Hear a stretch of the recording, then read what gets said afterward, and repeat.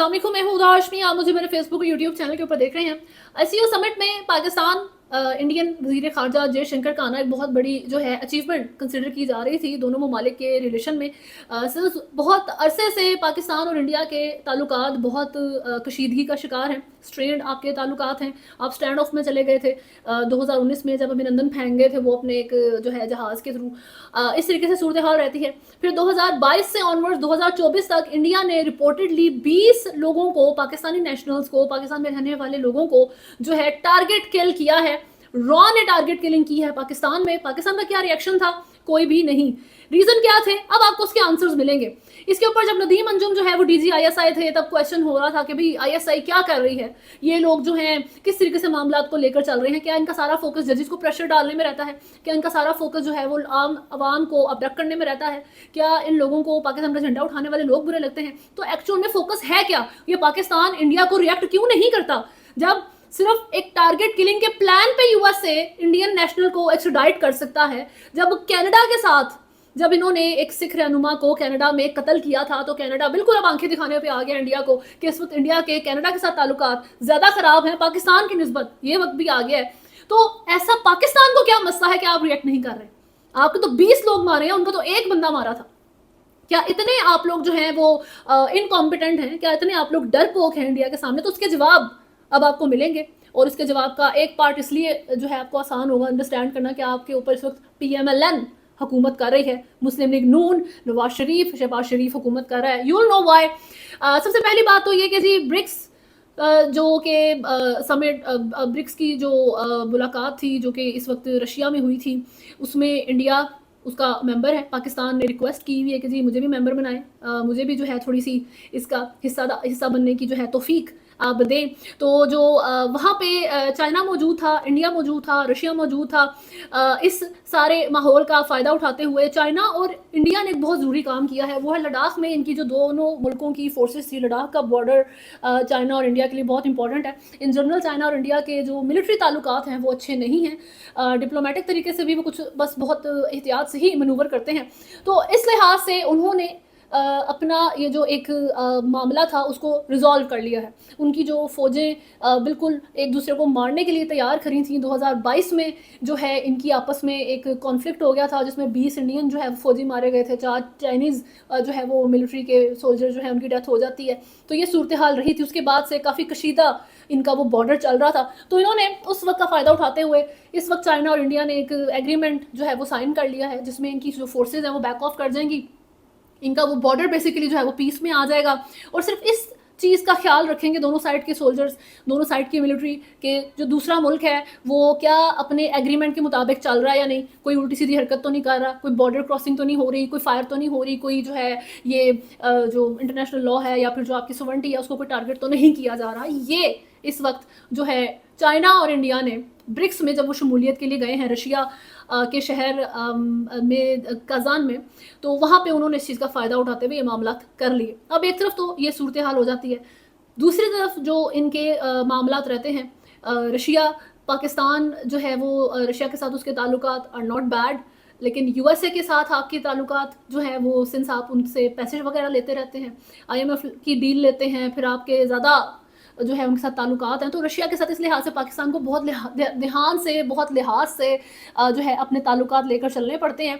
But इस वक्त वो ब्रिक्स के साथ ताल्लुकात, ब्रिक्स के अंदर शमूलियत चाहता है पाकिस्तान, और उसने उसके लिए अप्लाई भी किया है।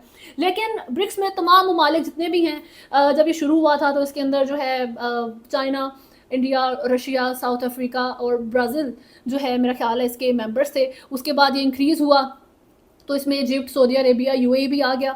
इस वक्त मलेशिया ने और चंद और ममालिक ने अप्लाई किया है। पाकिस्तान जो है वो अप्लाई करना चाह रहा है, और उसके बीच में अगर कोई रेजिस्टेंस शो करता तो वो था जी इंडिया, कि मैं नहीं चाहता कि पाकिस्तान ब्रिक्स में आए, आई डोंट वांट हिम। अब इंडिया एक बहुत बड़ी मार्केट है, इंडिया की सबसे बड़ी जो पावर है वो उसकी पॉपुलेशन है, सही। उसका सबसे बड़ा ड्रॉबैक उसकी पॉपुलेशन है, उसकी पावर भी उसकी पॉपुलेशन ही है। तो उस लिहाज से इतने बड़े ट्रेड मार्केट के साथ ख़राब ताल्लुकात कोई भी मुल्क पसंद नहीं करता। लद्दाख के टाइम पर جب چائنا کے ساتھ بہت نفرت چل رہی تھی, وہاں پہ PUBG بین کر دی, وہاں پہ جتنی بھی چائنا کی پروڈکٹس تھی ان کو بین کر دیا. تو what did China do was کہ انہوں نے کیپس بنانی شروع کی, انہوں نے شرٹس بنانی شروع کی اور اس کے اوپر لکھا کہ آئی ہیٹ چائنا, اور انہوں نے انڈیا میں بیچنی شروع کر دی. ٹھیک ہو گیا, اور اوبویسلی دے ارنڈ اے لاٹ, انہوں نے اپنی اکانومی, انہوں نے اس کی ٹریڈ جو ہے, ان کی جو اتنی بڑی بلین لوگوں کی مارکیٹ ہے اس کا استعمال کیا, and they did not care they hate us, انہوں نے اس کو بھی کیش کیا. And this is how China is, this is how China دنیا کا اکنامک جائنٹ ہے. تو ایک طرف ان کی یہ صورتحال رہتی ہے. اب Pakistan wants to be a part of BRICS, اور اس کا جو ایک بیچ میں اگر کوئی ہرڈل بنتا یا بنے گا تو وہ تھا انڈیا.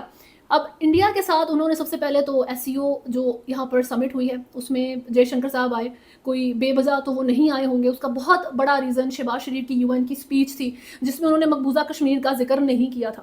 اس میں انہوں نے مقبوضہ کشمیر کے ایشو کا کوئی ذکر نہیں کیا, بلکہ انہوں نے آزاد کشمیر کے ایشو کو بھی متنازع بنا دیا.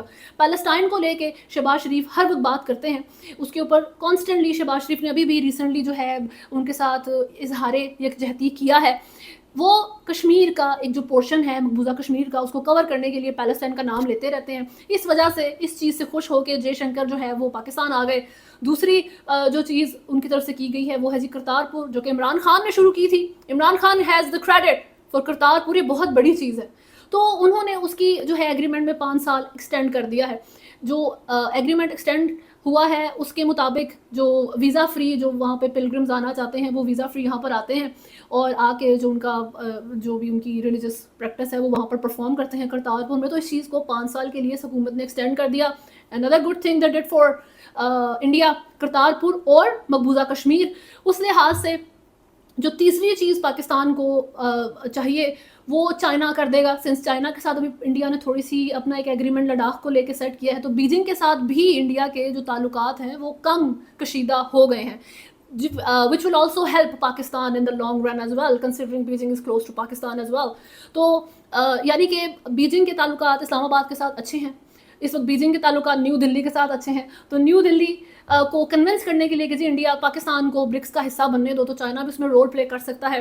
تو آپ نے بیسیکلی PMLN کی گورنمنٹ میں تو یہ چیزیں ہوتی ہیں کہ انڈیا کے کلوز ہونے کے لیے PMLN نے ہمیشہ مقبوضہ کشمیر کے ایشو کو سیکنڈری بنا دیا ہے. اور اس وقت بھی آپ مجھے خود بتائیں کہ لاسٹ ٹائم آپ نے اس حکومت کے منہ سے یا آپ نے کسی ٹی وی پروگرام میں یا کہیں پہ بھی مقبوضہ کشمیر کا کاز کب سنا ہے؟